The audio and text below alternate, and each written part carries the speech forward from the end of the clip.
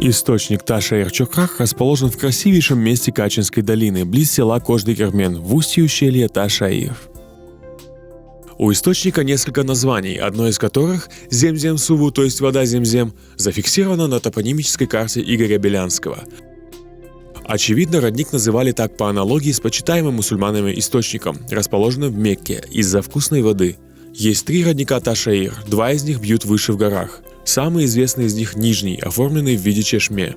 Фонтан был установлен 20 лет назад по проекту Ассоциации Махульдур Ренарта Саранаева.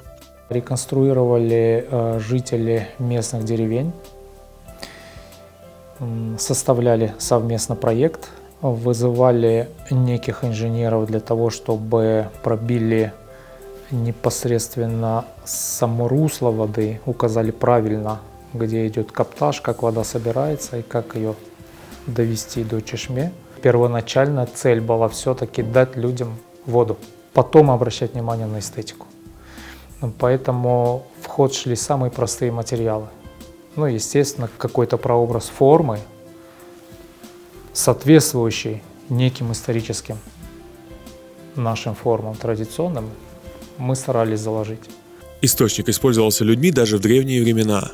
В статье 1935 года археолога Евгения Веймарна описаны исследования, в ходе которых в низовье ущелья Таша-Ир были найдены остатки керамического крымско-татарского водопровода, питавшегося водой нижнего родника. Все 3 источника ущелья Таша-Ир ныне не пересыхающие и не замерзающие. Вода в сыром виде пригодна к употреблению. Поэтому за ней приезжают даже из других регионов Крыма.